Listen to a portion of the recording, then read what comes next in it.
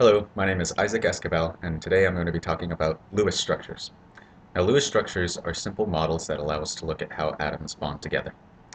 So, atoms do their bonding through electrons, and specifically valence electrons, which are the outermost shell electrons.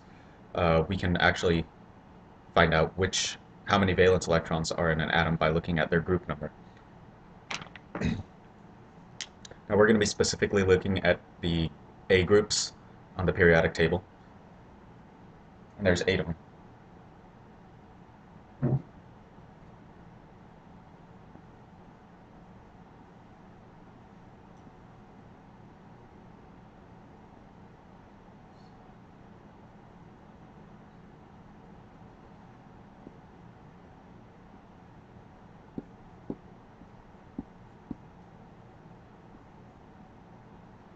So all the way on the left of the periodic table, we have our groups 1A and 2A. We'll find hydrogen and beryllium under them. And then if we go all the way on the right side of our periodic table, our 3A group starts with boron and continues on.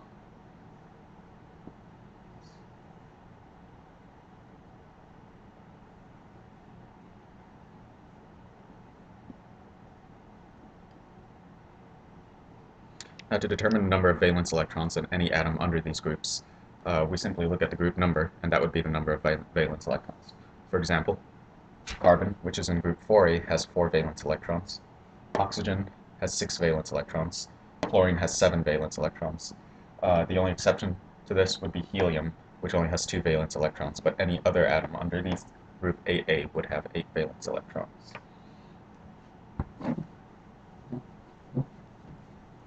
So let's draw a few atoms, a few Lewis structures of atoms to look at their valence electrons.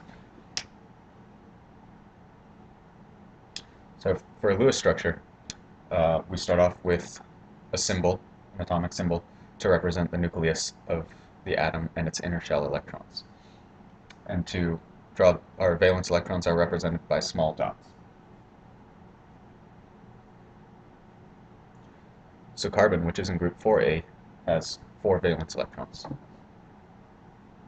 Oxygen, which is in group 6A, will have 6 valence electrons.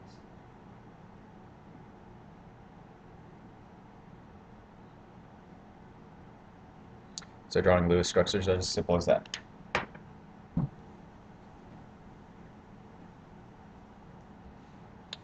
When forming bonds, atoms seek to fulfill what is called the octet rule. That is, they seek to have 8 valence electrons in their shell. There are a few exceptions to this, one of which is hydrogen, which can only have up to 2 electrons in its outermost shell. So let's look at some bonding of a few atoms, a few molecules. Let's start with F2. So the first step that we're going to take in determining the Lewis structure of F2 is to determine the number of valence electrons, total number of valence electrons in the molecule. So I have 7 valence electrons for fluorine because it's in group 7A. We'll multiply that by 2 since there are 2 fluorines. So we get a total of 14 valence electrons. So the first thing we're going to do is the next thing we're going to do is draw our our molecule structure, which is fairly simple for this as it's just 2 fluorine atoms. We'll put a pair of valence electrons between the 2 atoms to represent a bond between the atoms. And so we've now used 2 of our 14 valence electrons, which means we have 12 left. And we can just fill these in by putting them around the fluorines.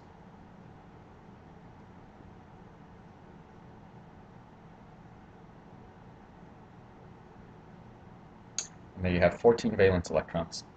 And you'll notice that the octet rule is satisfied for both fluorines. You have 8 for this one and 8 for this one. Both of them share this pair of electrons in the middle, forming the bond. Let's look at O2.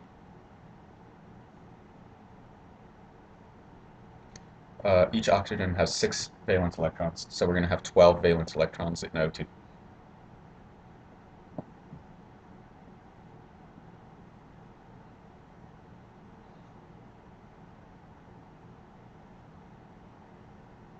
So again, we start by drawing our bond between our oxygens, and we have 10 valence electrons to fill in.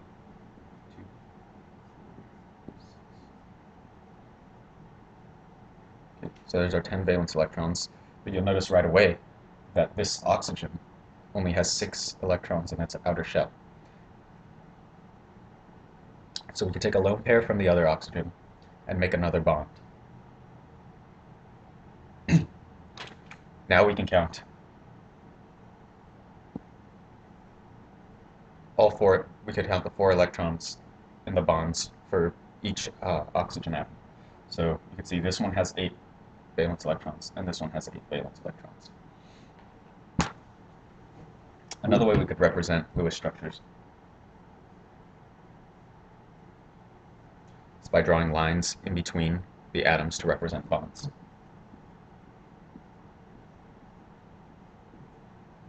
Each line represents 2 valence electrons, so you can see right here we have 2, 4, 6, 8, 10, 12.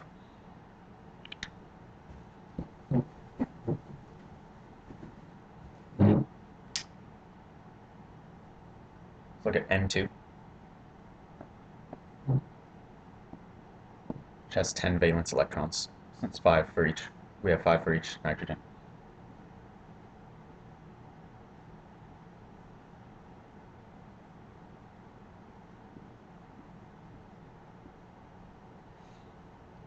So right here we have 10 valence electrons.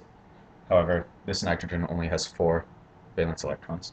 So we could take 2 pairs of electrons and form 2 more bonds. Right here we have a triple bond between the 2 nitrogen atoms. This is the maximum number of bonds that can occur between 2 atoms.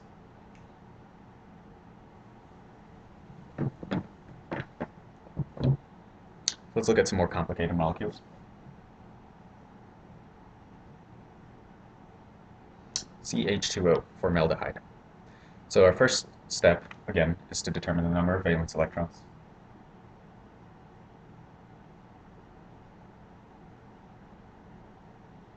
So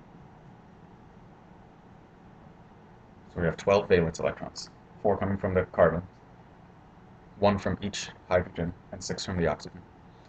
So our next step is to determine the structure of our Lewis, the backbone of our Lewis structure.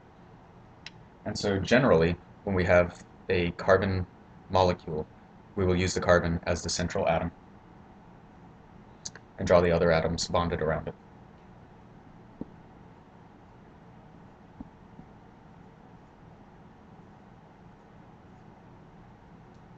Okay, so we've used 6 of our 12 valence electrons, so we have to put in 6 more. Notice that we cannot put any around the hydrogens, as they can only have a maximum of 2. Now right here, you'll see that our oxygen is lacking 2 valence electrons. So let's form a double bond.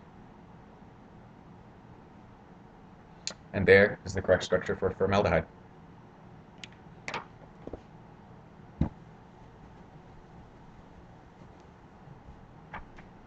Next, let's look at CH2O2.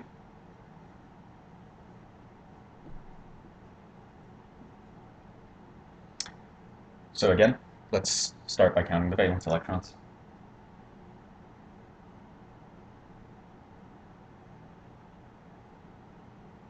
So we have 12, 16, 18. 18 valence electrons. So let's do like we did last time and start with this carbon atom as the central atom and put the other atoms around it.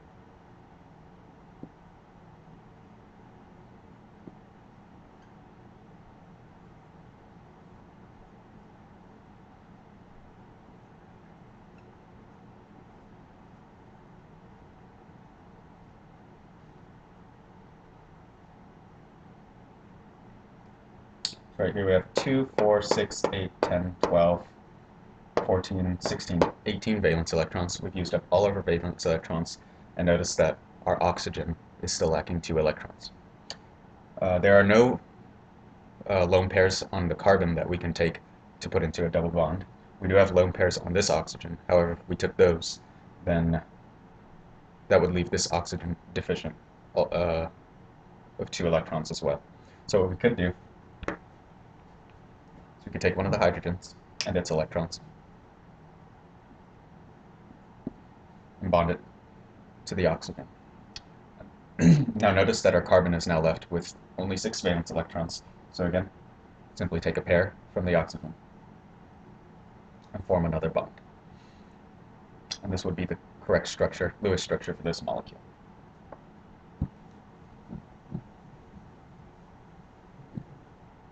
Finally, let's look at CH4O.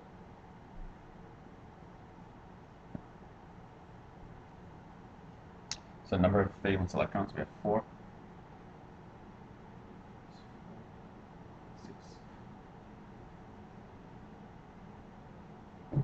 14 valence electrons total.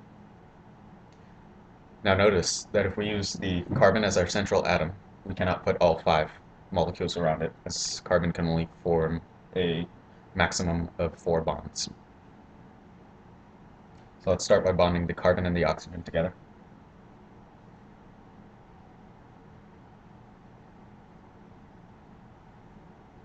And we can add the hydrogens around the carbon and the oxygen.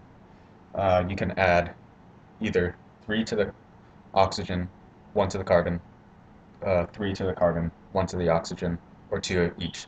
So let's start by adding 2 to each.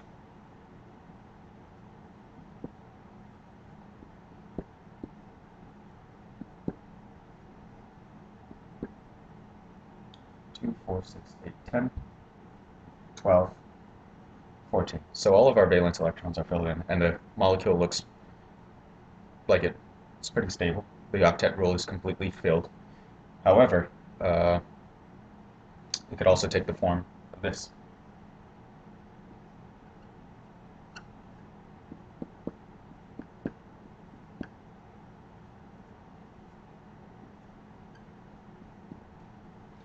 So how will we know which one is more stable?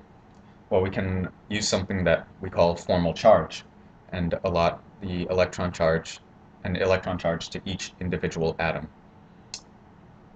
So let's start by looking at the carbon in here. And the way we do formal charge is we first take the normal number of valence electrons. So normally carbon will have 4 valence electrons. And then we count 1 electron from each bonding pair and 2 for each lone pair. And we subtract that from the normal number of valence electrons. We have 5. 1, 2, 3, 4, 5.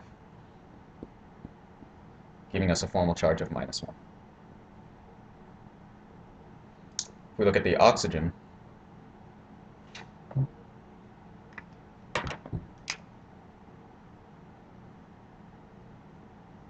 we also have 5. However, oxygen normally has 6.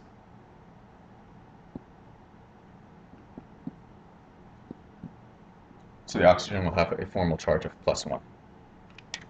Now let's look at this structure. Let's look at the carbon. Carbon normally has 4. Let's count the number of electrons for the formal charge. Notice that we only have 4 right here, so that we get a formal charge of 0. I'm sorry, I forgot to put in the rest of the valence electrons for that. Oxygen normally has 6. Right here, since we have 2 lone pairs, we count 6 electrons. So in this structure, carbon and oxygen each have a formal charge of 0. So we know that this structure is more stable. And that's it on Lewis structures.